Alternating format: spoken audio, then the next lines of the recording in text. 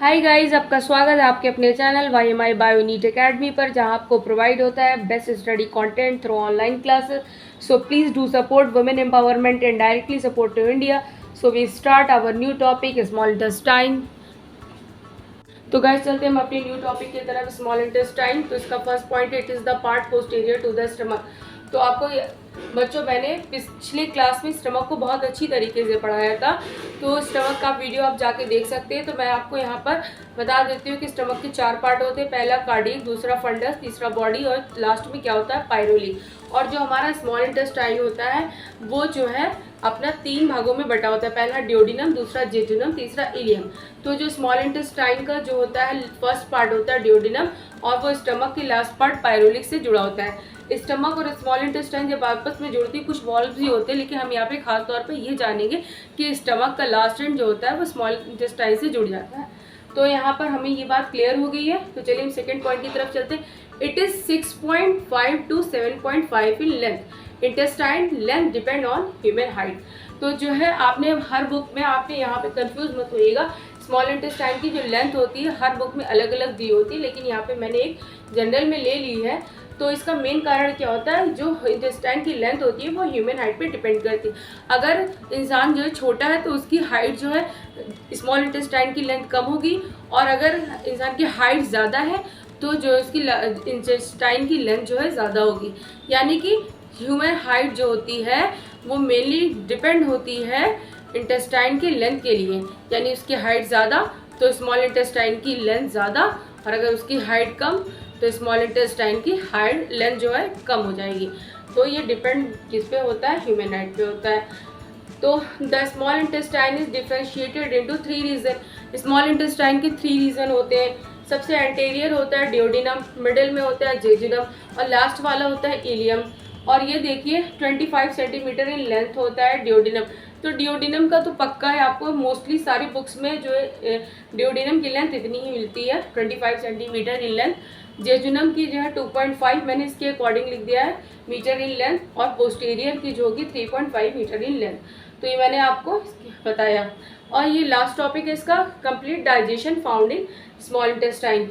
तो आप देखिए कि आपके बॉडी पार्ट में कहीं भी डाइजेशन हो रहा हो, अगर आपका डाइजेशन माउथ पार्ट से स्टार्ट हो जाता है, माउथ में आपके स्टार्च का 25 से 30% डाइजेशन होता है. फिर ओसोफेगस में आता है, वहाँ कोई डाइजेशन नहीं होता है, सिर्फ जो है म्यूकस होता है, उसको स्लिपरी मूवमेंट देकर स्टमक में लाती है. तो स्टमक में वहाँ पर फैट का डाइजेशन होता है, थोड़ा बहुत प्रोटीन का भी डाइजेशन हो जाता है. फिर कंप्लीट डाइजेशन नहीं होता है. हमारा कंप्लीट डाइजेशन जो होता है वो स्मॉल इंटेस्टाइन में होता है.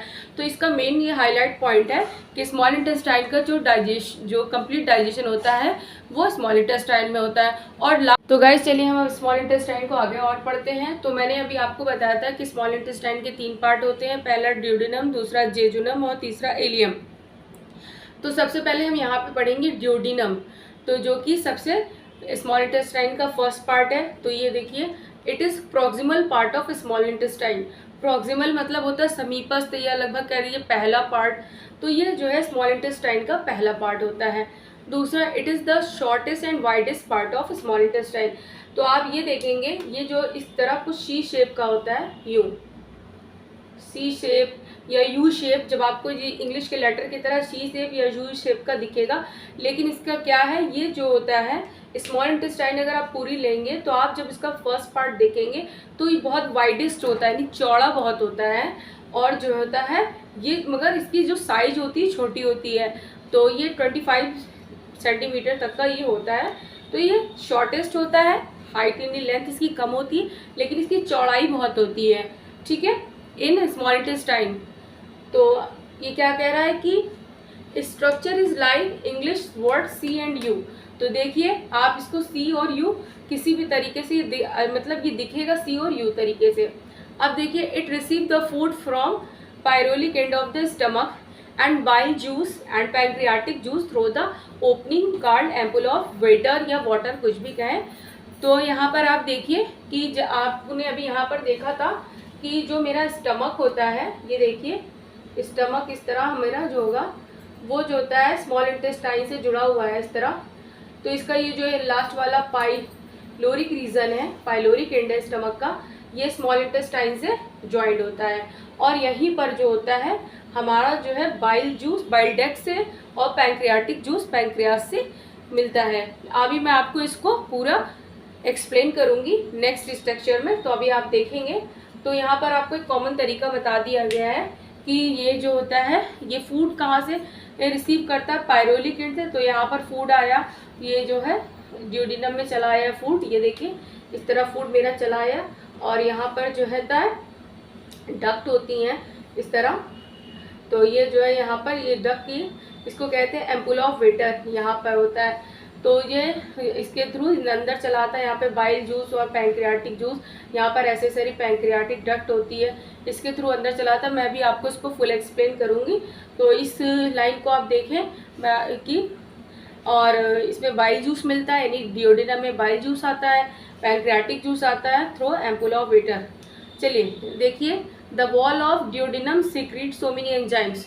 तो जो हमारा डियोडिनम होता है इसकी वॉल जो होती है बहुत सारे एंजाइम्स और कुछ हार्मोन को भी सीक्रेट करती है, जिसको भी हम बहुत ही डिटेल में पढ़ेंगे। तो चलिए मैं आपको इस वाली जो है इसको मैं आपको क्लियर करके दिखाती हूँ। तो चलिए तो गाइस चलिए हम इस कॉन्सेप्ट को बहुत अच्छी तरीके से अपने दिमाग में बैठा लेते हैं। तो ये देखिए हमारा कॉमन बाइल डक्ट है कि हमारा लीवर से आ रहा है, क्योंकि लीवर से लेफ्ट जो हिस्सा होगा लीवर का वहाँ से एक बाइल डक्ट निकलती है और राइट हिस्से से भी निकलती है और आपस में ज्वाइंट होकर कॉमन बाइल डक्ट बन जाता है। ये देखिए यहाँ पर एक स्फिंक्टर है, इसे कहते हैं स्फिंक्टर ऑफ बॉयडन, जो कि बाइल के पैसेज को रेगुलेट करता है। यहाँ से जो बाइल आता है लीवर से, इसके पैसेज को रेगुलेट करने के लिए यहाँ पर स्फिंक्टर लगा होता है, इसे स्फिंक्टर ऑफ बॉयडन कहा जाता है।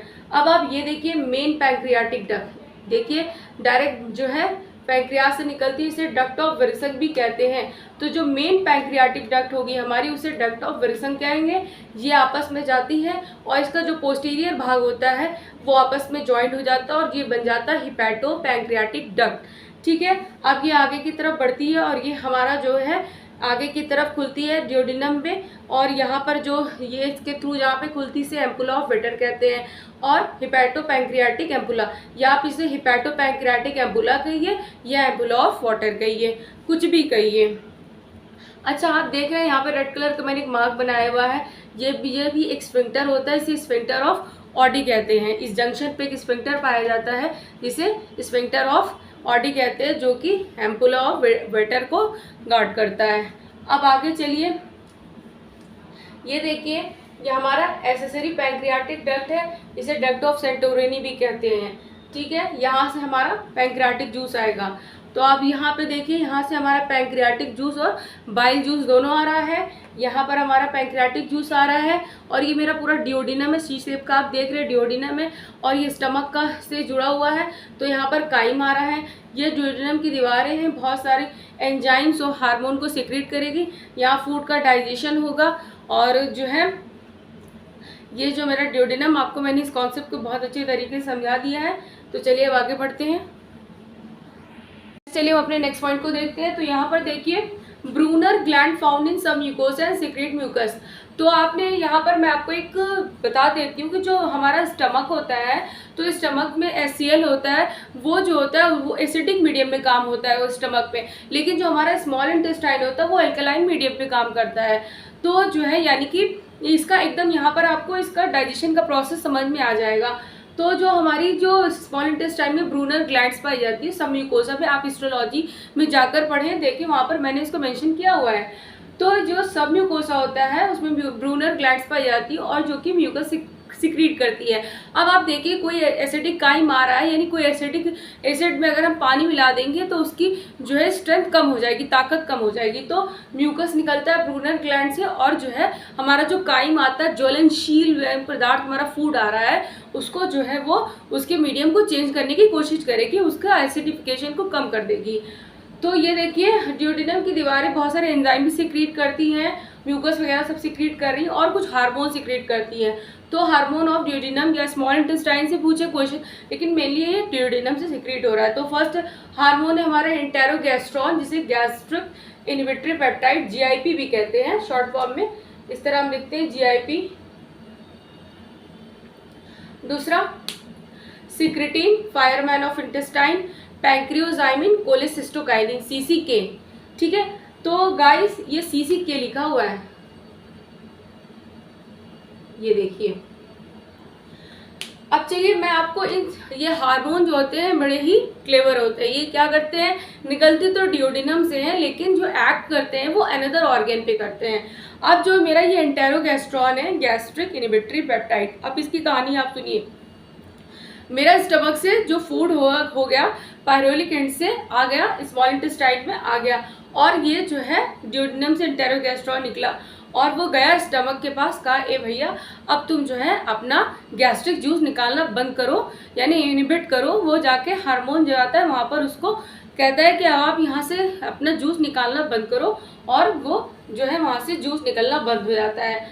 तो ये गैस्ट्रिक इनहिबिटरी पेप्टाइड का काम होता है। और क्योंकि वो जाके बताता है स्टमक पे कि पायरोलिक एंड के पास कि भैया अब तुम्हारा खाना मेरे पास आ गया, बंद करो, अब मत निकालो खाना। अच्छा सिक्रेटिन देखिए, सिक्रेटिन क्या होता है, सिक्रेटिन फायरमैन ऑफ इंटेस्टाइन भी कहते हैं। सिक्रेटिन क्या करता है, पैंक्रियाटिक जूस के नॉन एंजाइमेटिक पार्ट को जो है एक्टिवेट कर देता है। तो सिक्रेटिन का काम क्या होता है बच्चों, नॉन एंजाइमेटिक पार्ट को सिक्रीट कर देता है। अब जैसे बहुत सारे आयन्स निकले, जैसे सोडियम आयन और पोटेशियम आयन, बाइकार्बोनेट, बहुत सारे निकले, ठीक है। अब जब ये बहुत सारे निकले तो ये क्या किया, फटाक से जाके जो मेरा अब स्टमक से मेरा जो काइम आ रहा है आया, जो डिओडिनम में पड़ा हुआ है काइम से आ गया, तो क्या होता है फटाफट ये जो है इसमें सारे आयन्स को मिक्स कर देता है। और जब ये आयन मिक्स होने लगता है तो फूड हमारा और एल्कलाइन मीडियम में हो जाता है, उसका मीडियम जो है कन्वर्ट होने लगता है। और उसके बाद अब पैंक्रियोजाइमिन ये क्या करता है, ये फिर जो है पैंक्रियाटिक जूस के जो है एंजाइमेटिक पार्ट यानी उसको एक्टिवेट करता है और फटाफट उसमें उसको मिक्स कर लेता है। कोलेसिस्टोकाइनिन का क्या कार्य होता है, तो कोलेसिस्टोकाइनिन का इतना कार्य होता है कि जाके गॉल ब्लैडर को पुश करता है कि तुमने जो बाइल अब कॉन्सेंट्रेट कर लिया है। देखिए गॉल ब्लैडर में क्या होता है, लीवर से जो होता है थोड़ा सा जो है बाइल जो है गॉल ब्लैडर में जाता है और जो वहाँ पे वो और कॉन्सेंट्रेट होके अच्छा होके निकलता है। तो ये कोलेसिस्टोकाइनिन जाता है और कहता है ए भैया अब तुम और निकालो गॉल ब्लैडर से जो है बाइल निकालो। तो कोलेसिस्टोकाइनिन स्टिमुलेट करवाता है, दबाता है, प्रेस करता है कि गॉल ब्लैडर से तुम ज़्यादा से ज़्यादा जो है अपना बाइल निकाल के हमको दो। तो इन चारों ये हार्मोन, तो इस तरह वो सारा मिक्स हो गया और मिक्स होने से क्या हुआ, अब मेरा जो फूड है वो एल्कलाइन मीडियम में आ चुका है। अब धीरे धीरे जो है जेजुनम में से धीरे धीरे अब मेरा फूड जो है डिओडिनम से धीरे धीरे मेरा फूड जेजुनम में आएगा, फिर इलियम में आएगा और जेजुनम में मेरा फिंगर लाइक स्ट्रक्चर पाया जाएगा जिसे जो है हम विलाई और माइक्रोविलाई। तो चलिए हम स्टार्ट करते हैं अब आगे का। यहाँ पर हम पढ़ते हैं जेजुनम। यहाँ जेजुनम जो है स्मॉल इंटेस्टाइन का सेकेंड पार्ट है। मैंने आपको मेंशन कर दिया था कि जेजुनम पे हमारा कंप्लीट डाइजेशन होता है। इसकी लेंथ होती है 2.5 मीटर। आपको पहले याद रखना होगा कि ह्यूमन हाइट होती है वो वेरी करती है, तो इससे ये लेंथ भी स्मॉल इंटेस्टाइन की वेरी करेगी। तो ये 2.5 है। मेन साइट ऑफ डाइजेशन है, डाइजेशन का मेन साइट है। It is covered through finger like projection card villi and microvilli. मैंने आपको विलाई और माइक्रोविलाई हिस्टोलॉजी, आप मेरा पिछला वीडियो जाकर देख लीजिए, उसमें मैंने बहुत कायदे से पढ़ाई, फिर मैं आपको यहाँ पे बता देती हूँ। इस तरह फिंगर लाइक प्रोजेक्शन होता है, इस तरह, ठीक है, इस तरह। तो यहाँ पर ये जो है और इसके ऊपर ये जो फिंगर लाइक प्रोजेक्शन होता है इसको विलाई कहते हैं और इसके ऊपर ये होता है माइक्रोविलाई, ठीक है। अच्छा, ये जो विलाईज हैं, ये देखिए एक विलाई, दो विलाई और ये ऐसे नीचे जाएगी, फिर एक विलाई, इस तरह पूरे जो है स्मॉल इंटेस्टाइन में, इलियम में पूरी विलाई भरी होती है। तो जो यहाँ पर जो विलाई होती है, माइक्रोविलाई होती है, वो जो है एब्जॉर्प्शन को बहुत ज़्यादा बढ़ा देते हैं। जो विलाई होती है, विलाई के अंदर ब्लड वेसल्स पाई जाती हैं और जिससे ज़्यादा से ज़्यादा जो डाइजेशन जब जेजुनम में होता है तो ये विलाई ले लेके और ब्लड में इसको पास कराते जाती है। तो जो मैंने आपको दिखाया था कि जो ये विलाई है, ये देखिए विलाई, ये विलाई, ये विलाई, ये देखिए मैं इसको कलर कर रही हूँ, ये विलाई है। तो इसके जो नीचे क्रिप्ट बनता है यानी गड्ढा, ये क्रिप्ट ऑफ लिवर कोन होता है और यही को यहाँ पे होती है जो इंटेस्टिनल ग्लैंड और यहीं पर इंटेस्टाइनल जूस होता है। उसको इंटेस्टिनल जूस को हम सक्कस इंटेरिकस भी कहते हैं और जो कि डाइजेशन में हमारा बहुत ज़्यादा उसी का रोल होता है। तो ये यहाँ से सक्कस एंटेरिकस जाता है, निकलता है बाहर, और जो डिओडिनम में मेरा फूड रहता है उसको जाकर बहुत जल्दी डाइजेस्ट करता है। और विलाई जो माइक्रोविलाई है वो जो है उसके एब्जॉर्ब जो मेरा जो न्यूट्रिएंट्स वगैरह निकलता है उसको ब्लड वेसल्स को देता जाता है और जल्दी जो है न्यूट्रिएंट पहुंचता जाता है। तो माइक्रोविलाई और विलाई ये हो गया। पीएच ऑफ हीलियम 7 to 8 आप देख रहे हैं कि ये इसका मीडियम एल्कलाइन होता जा रहा है। और the presence of permanent deep fold is mucosa is called wall of Kerckring. मैंने आपको बताया था 3D में, मैंने आपको दिखाया था कि इस तरह जो हमारी मतलब जो इंटेस्टाइन होती है उसमें इस तरह फोल्ड पाए जाते हैं, बहुत सारे फोल्ड आते हैं, इसे वॉल ऑफ कर्करिंग कहते हैं। और इस तरह ये जेजुनम कंप्लीट होता है। हाँ, तो गाइस आप एक और चीज़ देख लीजिए, जो हमारा स्मॉल इंटेस्टाइन होता है इसमें जो एब्जॉर्प्शन होता है वो अन्य एलिमेंट्री कैनाल की किसी भी पार्ट का 600 गुना ज़्यादा एब्जॉर्प्शन होता है। तो अब मैं आप उसको एब्जॉर्प्शन को बहुत ही कायदे से आपको दिखाऊंगी, देखिएगा। तो मैं आपको यहाँ पर बताती हूँ कि 600 गुना ज़्यादा होता है एब्जॉर्प्शन। तो सबसे पहले जो होता है कि यानी कि अगर एलिमेंट्री कैनाल की किसी भी हिस्से में 1% एब्जॉर्प्शन हो रहा है तो जो स्मॉल इंटेस्टाइन में कितना होगा मेरा 600 गुना, यानी किसी भी हिस्से में 1 गुना हो रहा है तो 600 गुना जो है ये मेरा एब्जॉर्प्शन होगा। तो मैं आपको एक बार मल्टीप्लिकेशन करके दिखा देती हूँ किस तरह कितना एब्जॉर्प्शन होगा। एक तो स्मॉल इंटेस्टाइन में हमारी विलाई पाई जा रही है, माइक्रोविलाई पाई जा रही है और फोल्ड ऑफ कर्करिंग पाया जा रहा है, यानी इतना सामान पाया जा रहा है जिससे उसका सरफेस एरिया बढ़ रहा है और फटाफट जो है डाइजेशन होता जा रहा है और सब जो है न्यूट्रिएंट ब्लड वेसल्स को फटाफट ब्लड से जा रहा है बॉडी के अंदर। तो जो मैं आपको इसको मल्टीप्लिकेशन कर, तो गाइज ये देखिए मैं आपको दिखाती हूँ, जो हमारी जो फोल्ड होगी उससे हमारा जो एब्जॉर्प्शन होगा वो 3 टाइम बढ़ जाएगा और जो विलाई होगी उससे 10 टाइम और माइक्रो विलाई होगी 20 टाइम। तो मैं आपको उसको मल्टीप्लाई करके दिखाती हूँ। तो 600 टाइम से ज़्यादा एब्जॉर्प्शन होता है एलिमेंट्री कैनाल के किसी भी पार्ट से। तो आप अगर इसको 3 × 10 × 20 कर देंगे तो ये मेरा हो जाएगा 600 गुना, यानी कहीं पे 1 गुना एब्जॉर्प्शन हो रहा है तो स्मॉल इंटेस्टाइन में उसका 600 गुना एब्जॉर्प्शन होगा। तो जेजुनम में क्या होगा, जेजुनम में कंप्लीट डाइजेशन होगा और जो थोड़ा बहुत एब्जॉर्प्शन होगा।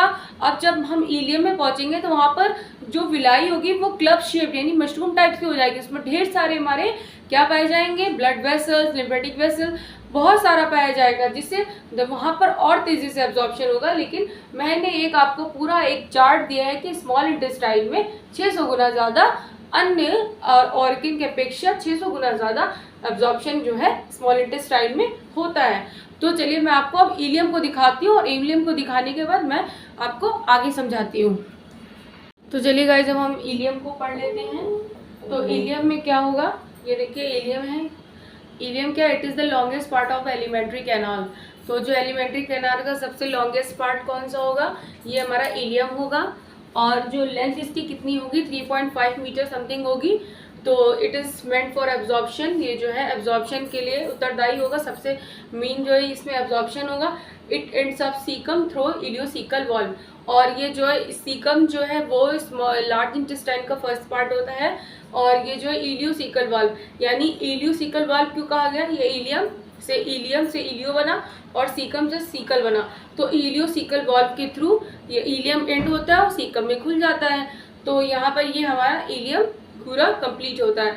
तो गाइस मैंने आपको बताया कि स्मॉल इंटेस्टाइन के 3 पार्ट होते हैं, डिओडिनम, जेजुनम और इलियम।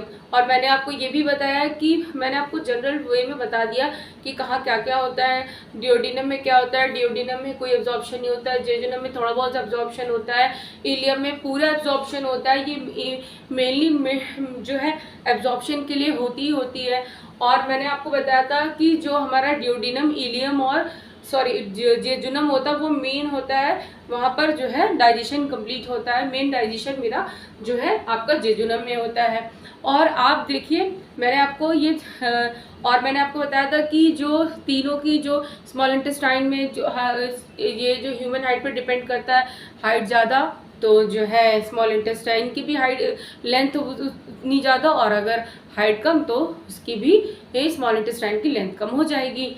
तो मैंने आपको सब कुछ बता दिया है, सारे हार्मोन्स के बारे में बता दिए, कहाँ कौन सा एक्ट करता है। उसके बाद जो स्मॉल इंटेस्टाइन है इलियम पे जाकर खत्म होगी, इलियोसिकल वॉल्व के थ्रू जो है सीकम में खुलेगी। Caecum is the first part of the large intestine. अब लार्ज इंटेस्टाइन में मेरा क्या होगा, क्योंकि स्मॉल इंटेस्टाइन में वहाँ पर हमारा डाइजेशन लगभग कंप्लीट हो चुका है, वो वहाँ से जो मटेरियल निकलेगा वो लार्ज इंटेस्टाइन में जाएगा, सीकम में जाएगा, सीकम के बाद कोलन में जाएगा, कोलन के बाद रेक्टम में जाएगा, और फिर वहाँ पे ढेर सारे प्रोसेसेस होंगे। सीकम में जाएगा तो वो एक ब्लाइंड सैक होगी, वहाँ पर वर्मी फॉर अपेंडिक्स पाया जाएगा, जो कि वहाँ पे एक लिम्फोइड टिश्यू होगा। जो सीकम होगी वहाँ पर सिम्बायोटिक जो है हमारा बैक्टीरिया पाया जाएगा, जिसे एस्चेरिचिया कोलाई कहेंगे, जो हमारा वेस्ट मटेरियल का बल्क होगा उसको कम करेगा। फिर हमारा जो कोलन होगा, जिसके 3 पार्ट होते हैं कोलन के, तो वो उसमें ढेर सारे हॉस्टा पाए जाएंगे कोलन में, तो वो एक दूसरे को फोर्स करते हुए आगे बढ़ेंगे, और इस तरह बहुत सारे, फिर वो रेक्टम में पहुंचेगा। उसके बाद वहाँ पर कुछ इनवॉलेंट्री और वॉलेंट्री प्रोसेस होती है, और वहाँ मसल्स भी कुछ पाए जाते हैं इनवॉलेंट्री वॉलेंट्री, और उसके थ्रू जो है हमारा फीसेस आउट होगा। तो ये लार्ज इंटेस्टाइन का बहुत ज़्यादा नहीं पढ़ना था हमें, स्मॉल इंटेस्टाइन को पढ़ना था, लार्ज इंटेस्टाइन। तो चलिए अब हम चलते हैं लार्ज इंटेस्टाइन की तरफ। तो पहले से पहले अगर आपको मेरा लेक्चर पसंद आए तो लाइक करें, शेयर करें, सब्सक्राइब करें और ज़्यादा से ज़्यादा कमेंट करें। और आपको अगर किसी भी क्वेश्चन में कहीं भी फंसता है तो आप प्लीज़ कमेंट के ज़रिए मुझसे पूछ सकते हैं, मैं उसका आंसर देने की पूरी कोशिश करूँगी। और प्लीज़ ज़्यादा से ज़्यादा इसको सब्सक्राइब करें अपने फ्रेंड सर्कल में। और थैंक यू वेरी मच, और please do support women empowerment. Thank you for watching. Bye bye.